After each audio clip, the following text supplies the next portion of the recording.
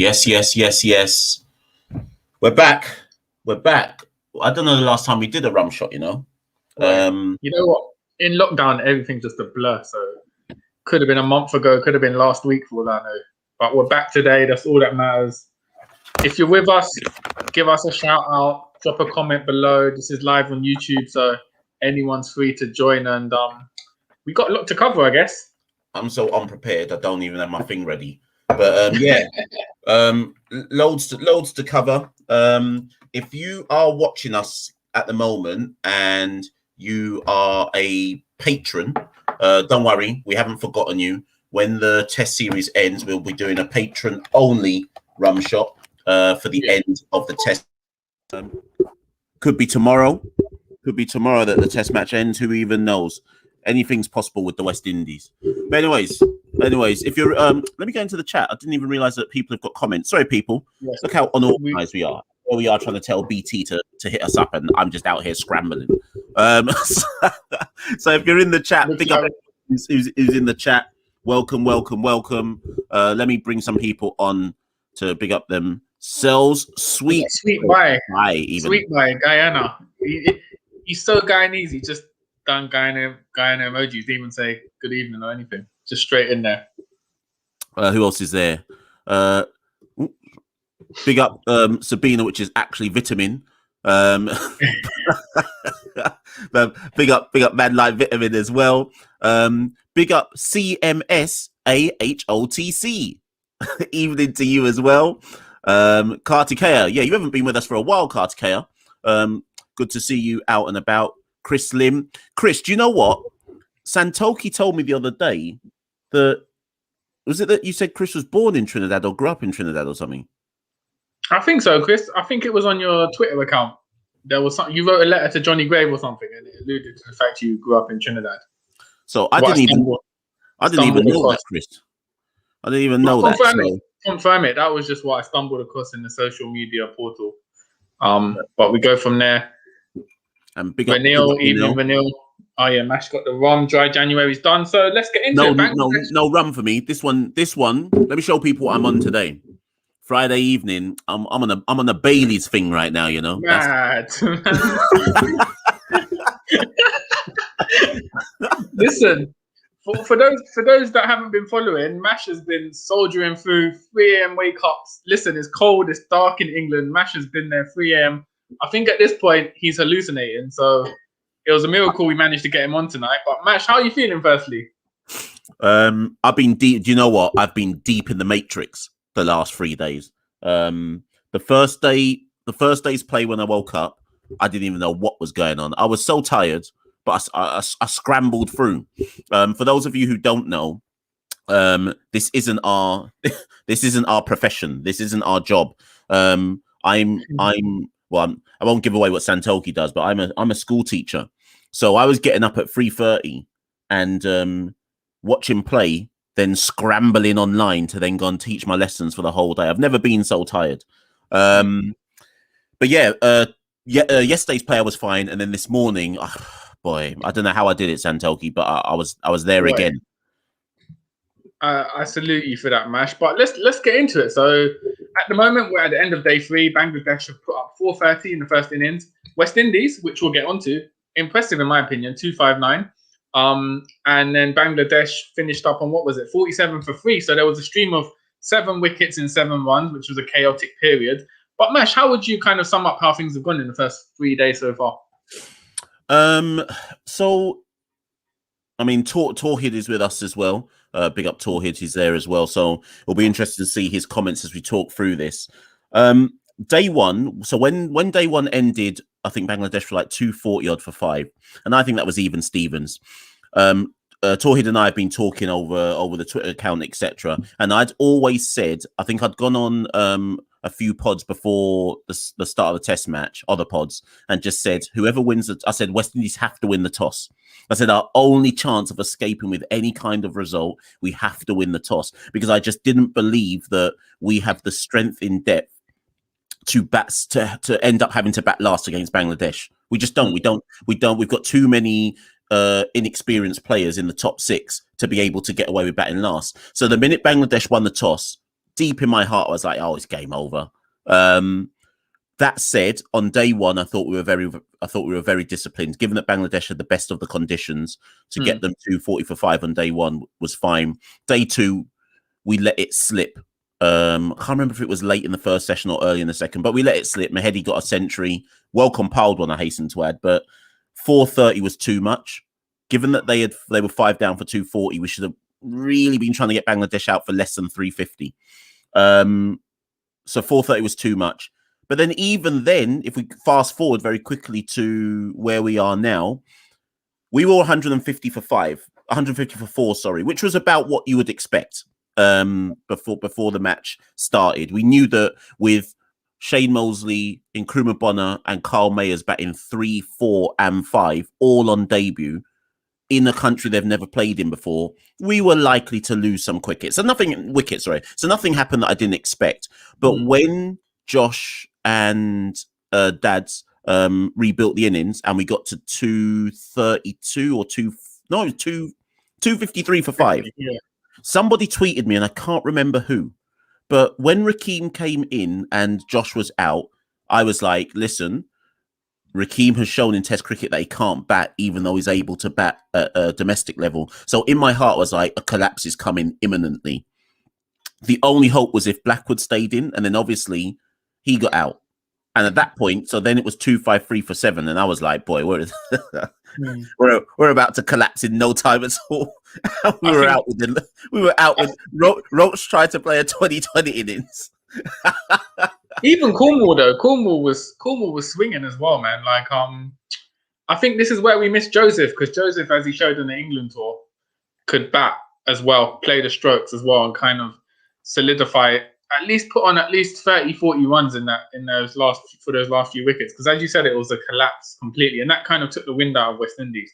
As you said, the first Bangladesh innings, I agree, very disciplined. Gabriel, I was impressed with Gabriel maintaining that discipline, and obviously Jamal Warrican was the standout bowler in the first innings. What do you think? Do you think West Indies should have gone for an extra spinner?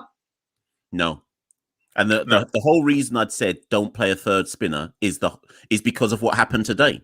When I was picking my 11 before the start of the match, I said there is an option to play Permo, but it would mean Rakeem has to bat 7. And who wants to put Rakeem at 7? And look what's happened today. Like, he hasn't got, and I think Carter Kerr has literally just said it as I was about to say it. It's not good enough for Test cricket. His technique right now. Well, you could argue a lot of West Indian players don't have a good enough technique for Test cricket. But yeah, I agree. It's just Rakeem can't bat at 7. I don't think. His domestic record, as we said, we know the standards of domestic cricket, so that's not really comparable into making the jump to international cricket. I agree. I don't think we needed to play 3 spinners on this occasion. I think at this point, what Bangladesh 218 ahead. Yeah, I think basically they've essentially got 2 sessions to kind of go for it, because at this point, even if West Indies had to chase 218 at this point, they would be underdogs to chase that. Based on 4th innings, the pitch is deteriorating. So if Bangladesh put on 100 runs, 150 runs, it's game over. It's just a case of whether West Indies can bat out 4 or 5 sessions, which I don't think they can on this pitch and with the batsmen they've got. So it's looking bleak overall for West Indies, and I don't think we'll manage a draw. It'll be a loss. But there are some positives to take from the performances so far. Yeah, 100%. I mean, and let's also be honest about this. And you know that this is my stance on international cricket quite a lot, Santokie. Cricket fans have an issue with calling international cricket as it is. It is not, one, it's not an equal playing field amongst the 12 Test play nations. And 2, cricket, because we're both big football fans as well, cricket is such a weird sport. People pretend in cricket that everybody starts level, and I have no idea why. No, people are reluctant to be like, well, this team's obviously going to win. And this is why we're often called pessimists, because we just blatantly say what's obvious, which is, yeah, West Indies are going to lose this match. So Bangladesh of 218, Bangladesh could declare today and they'd win. Like, do you know what I mean? But nobody wants to say things like that, because you have to give off this kind of veneer that, no, there's a chance. No, Bangladesh could declare right now. And I'd expect them to clean us up for less than 218. As it is, I will be a tiny bit more realistic. Bangladesh need at least 300. to feel completely safe. I think they'll be more negative and try to get to 400 to feel completely safe. But there's no way we're making 300. Absolutely no way. We could have 3 days and we wouldn't make 300. So have we scored more than 259 in the past year? Did we score that against England at any point? More than that? Is this like our highest score? Was there one innings against England where we made like 280, or have I made that up in my head? Maybe, I was thinking that. We definitely didn't against New Zealand for sure. Listen, West Indies getting past 300 in the last 2.5 years. We do it. I think I looked at some stats around this the other day. I think we do it about 18% of the last 2 years. We've got over 300, so it's not something we do regularly, and that's before you even look at away form. If West Indies got over 300 at any point in any series this year, me and Mash, we're not even looking at the score. It's a victory straight away. Yeah, we've won that. It's a moral victory. So really and truly, all tomorrow is about, and Friday, I think we'll take it to the last day because Bangladesh will bat a lot of tomorrow. But it's all about, do they have the skill set to survive? Can we get a draw? And the only reason there's only one, I'm giving us a 7.5% chance of a draw, right? And the only reason why I'm saying that is because I think Shakib's done for the rest of the match. I don't think he's batting and I don't think he's bowling. And Bangladesh still have 3 spinners who should be good enough to take the bowlers all out anyway, but they don't have the X factor of turning into a world-class player to wrap it all up. So if we could just show some resolution, there's an outside chance we could get a draw. What also kind of annoyed me was, I think it was it the second to last over where Warwickon got Mushfiqur Rahim edged pretty much, but he didn't review it, and that would have been a big wicket, I think, because Mushfiqur someone who, especially if Shakib's not playing tomorrow, he's most likely going to put the run. So if we would have got him out today as well, you could say we could have put pressure on Bangladesh and kind of got them out for under 300 lead. But we'll see. We'll see what they make. Oh, wow. West Indies made 317 against New Zealand. You know what? I'd forgotten that. I've forgotten. Do you know what? I'd forgotten. I think that was the one when it came right at the end when it didn't mean anything. It must have been. I'd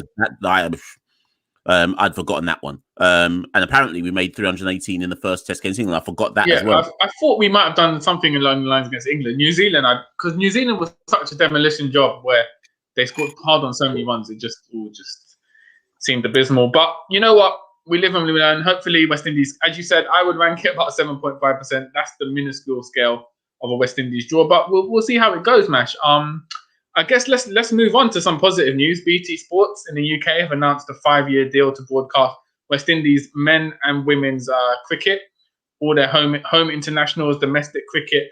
Massive deal for West Indies cricket. And Mash, you said this is a credit to the current administration. Yeah, so let me put this in perspective, because so much of West Indies cricket you have to study. You really have to study what goes on behind the scenes. I think we're so used to just cussing as fans because of performances on the pitch that not enough fans. And in fairness, why would the fans know? But you really have to go and research and study what's going on behind the scenes. In 2013, West Indies signed a deal with 10 Sport, I think the Indian company. That was our only deal. That was our big TV deal with 10 Sport, and they controlled the distribution of West Indies rights. That deal ran out in 2000, and so it was a 7-year deal. We had no other TV deals. To put that in perspective, it was just one big deal. That deal ran out in 2019 as David Cameron was putting all of his energy into trying to defeat Ricky Skerritt to retain or to try and get another term as West Indies president. Because all of his focus was on that, and he assumed, obviously, he was going to retain as president, he did not go out to tender and secure any TV deal for West Indies should he not be retained as president.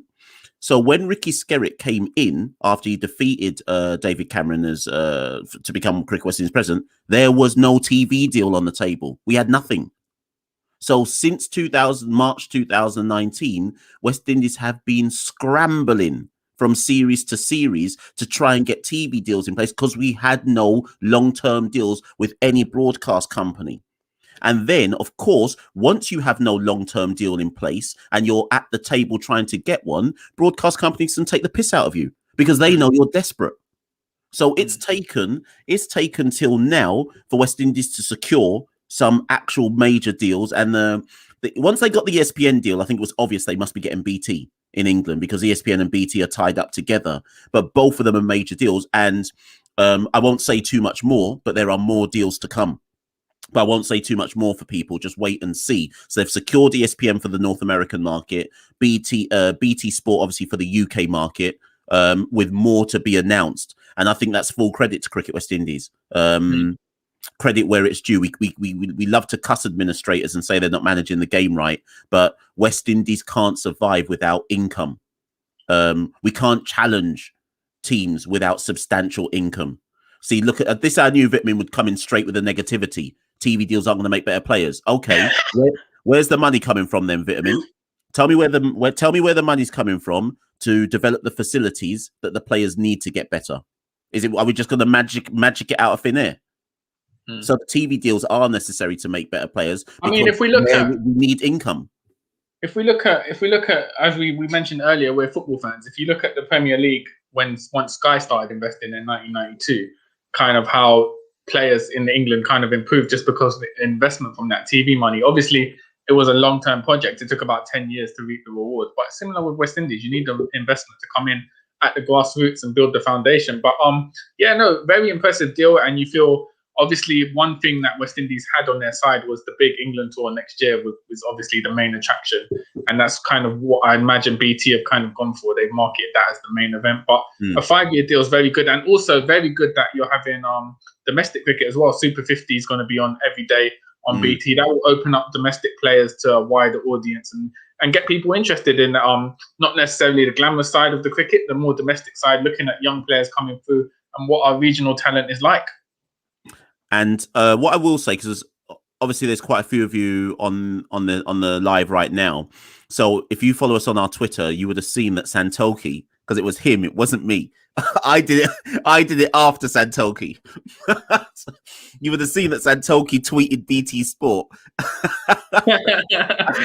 and told them that they need to get us involved. Now, can I just say, disclaimer, we were doing that as tongue in cheek, but even though we were doing it as tongue-in-cheek, I do believe, I'm not saying they must hit us up, Santokie, but I do believe that if you signed a big deal, you've secured West Indies. The UK is the second biggest market for West Indies behind the States. UK has the second biggest diaspora market for West Indians, okay?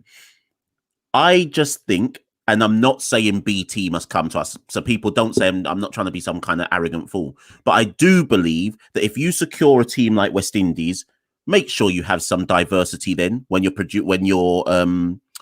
doing your shows around the West Indies. Don't just make it ex-England players talking on West Indies cricket. Don't just make it the same old faces. There's a reason why young people don't care about cricket. There's a reason why cricket isn't very diverse. There's a reason why working class youths don't gravitate towards cricket. And one of the reasons why people gravitate more towards sports like football than they do before cricket is because they see people that look like them. So I don't know. I just think that BT need to be clever about this. It's a major deal. West Indies is a worldwide brand, a unique brand. Don't just put the same familiar faces there, please. Diversify your brand. And I mean, that's honest. That's nothing to do with us. I would say that regardless of us. Yeah, I was going to say that was a very sophisticated and eloquent speech to kind of pitch us to BT. So yeah, ideally get us, if not someone else, but number one on the list should be us. But that's all we're going to say on that. But talking of reckless tweeting, Mash, so I tweeted BT. You put out a tweet the other day about Chris Gayle potentially being the greatest batsman of all time in the game. Now, we're not going to go into the stats of it here because that would take 2-3 hours. But Mash, sum up your argument for us. So we haven't decided yet if I'm going to write about this, Santokie, because I know that if I write an article about this, similar to the Jason Holder one, that they will come for me if I write this article. So let me try and do the basis of the rational argument about this, because all people saw was me say Chris Gayle is the greatest ever, and people immediately jumped into their feelings. Yeah. What I should have done is what I will say is that I should have been a bit clearer because I thought I was clear when I said in terms of accolades.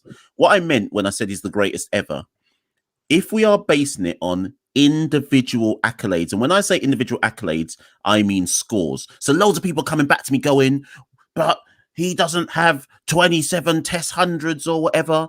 And I was like, yeah, I don't care. What I'm trying to say is this. There are three major formats of cricket. So all of those guys who never played 2020, I'm immediately ruling them out. I know, yes, okay, yeah, but you can't do that. But I did it. I'm ruling them out. In terms of the three formats of cricket, which only a select number of players can say that they have played, he is the best ever. I literally don't think that's even up for debate. There is nobody else in world cricket that has 2 triple test centuries, is wide. It's not even open for debate that he's the best 2020 player the world's ever seen. Has a double in ODI cricket. Who in world cricket has that range? Who? Whenever people come back at me going, but, I always say, how many test triples has that guy got? How many T20 has your guy got? But I maintain it's because Chris Gayle is not humble. If Chris Gayle was your stereotypical cricket guy who was humble to the sport and paid his dues and didn't say that Tessie doesn't care if Test cricket dies, if he was your humble cricket guy, he would be far more respected than he is. But because he is so braggadocious, he doesn't get the respect he deserves. People forget that this guy played 100 test matches, you know. They act like the guy just played a couple of test matches and then bounced out of test cricket.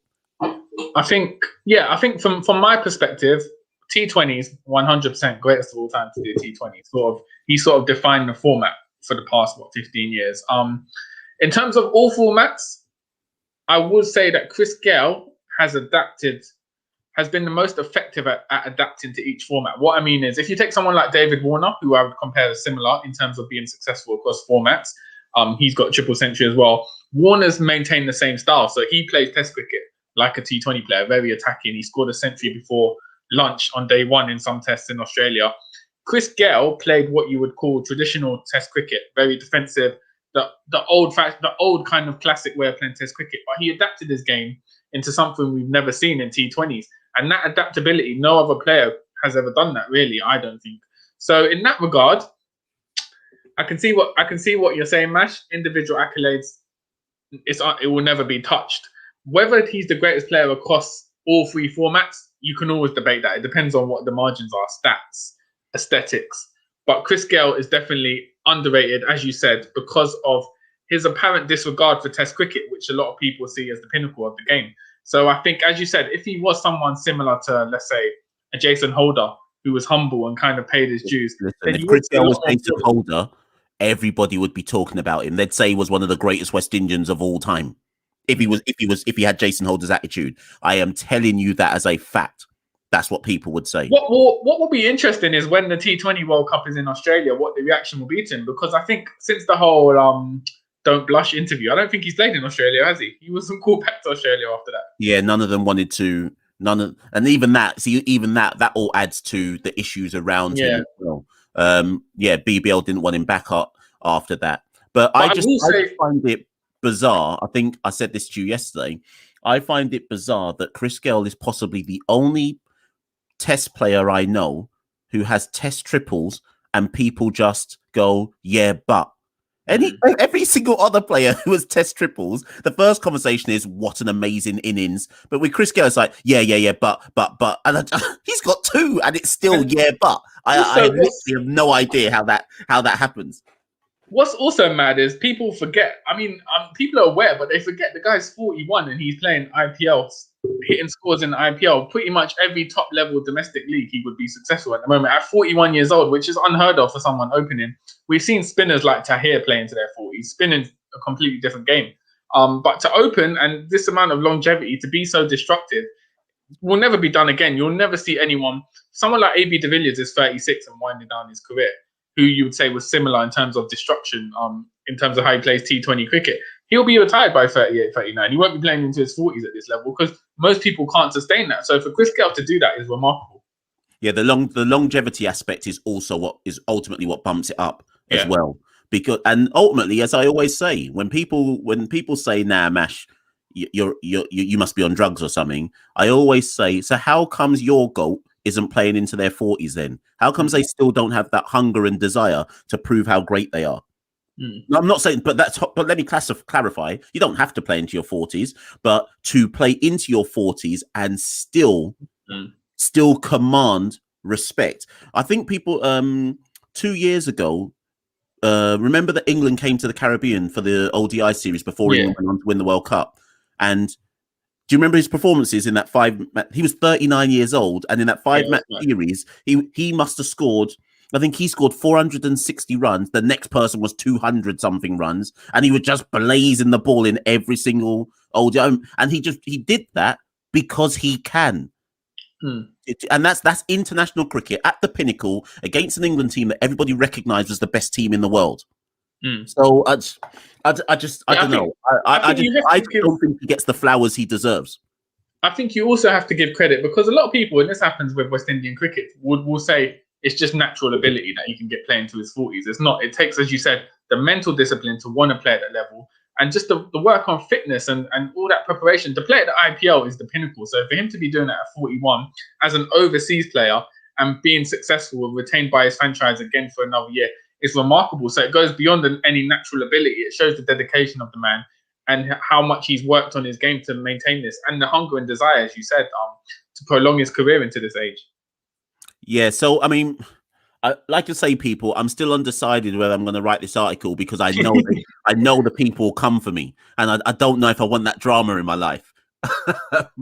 But it's definitely a debate. We were going to keep this one quick, Santokie, but there's one comment from Chris I want to return to, which I think I want to see what your opinions are on it. Give me 1 second. Let me find this comment.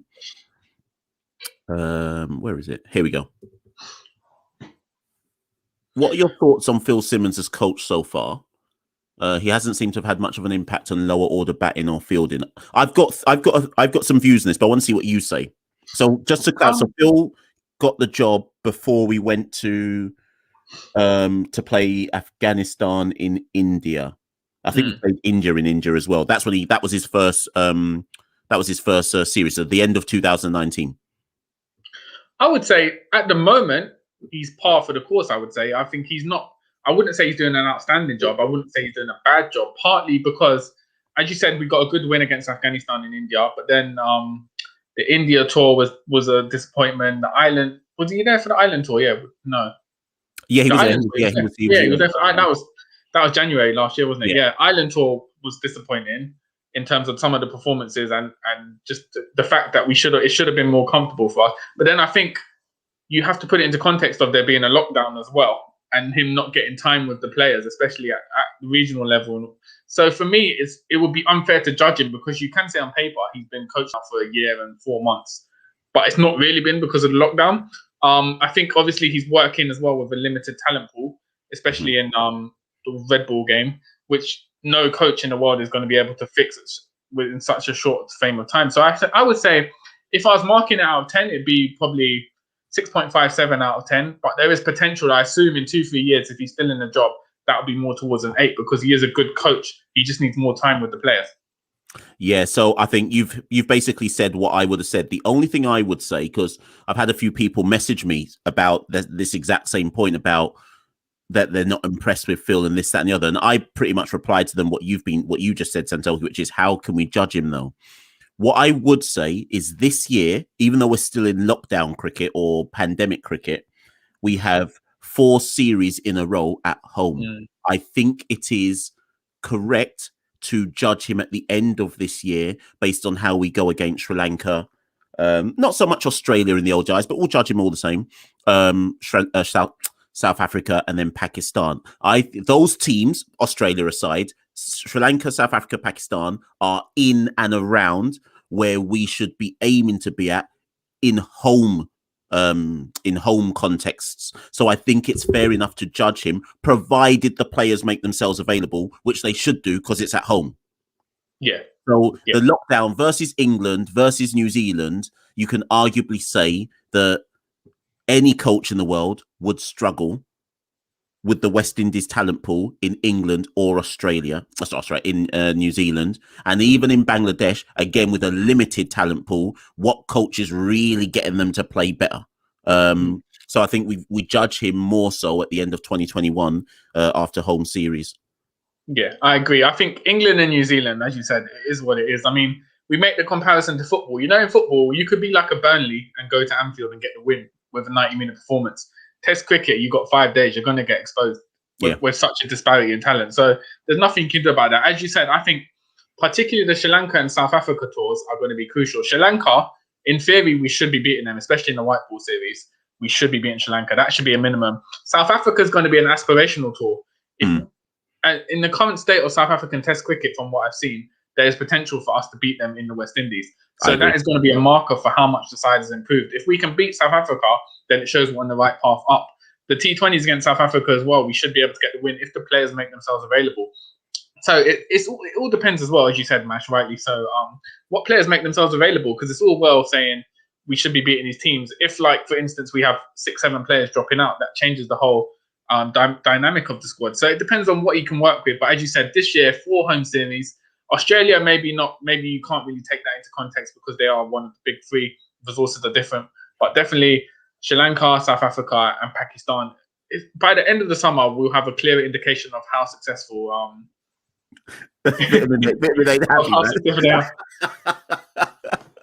Yeah, so Vitamin's a Burnley local. Yeah, you need to give me a tour of Burnley one day. I'll do a reverse. I'll give you a tour of Guyano as well in return. We'll see how it compares. But yeah, Mash, a lot to get through. As we said, we're going to be doing a test wrap up probably like Sunday or Monday. Maybe get into a bit of the Super 50 because it would have started as well. So yeah, if everyone can join us for that, and we'll have a lot to talk about there as well. Is there any final words you want to give to the people, Mash? No, the only thing to really say, just a bit of admin stuff, share the podcast with your people. Carter Care, I hope you're still on there. If you're on here, Carter Care, I know that you've been watching all of that T10. You need to give the people a wrap up of the tournament, Carter Care, because you and Vitamin are the 2 guys I know that have been watching nearly every single second of it. And yeah, if you know people that are looking for a medium to understand about Caribbean cricket, West Indies cricket, tell them about us, share the word. Let's grow the wave. It's good to have you all on as usual. Keep supporting, keep engaging, we love it. And yeah, Patreon followers, we'll have a show for you after day 5 at the conclusion of Bangladesh versus West Indies. But thank you all for coming on today, and we'll see you soon. Peace, guys.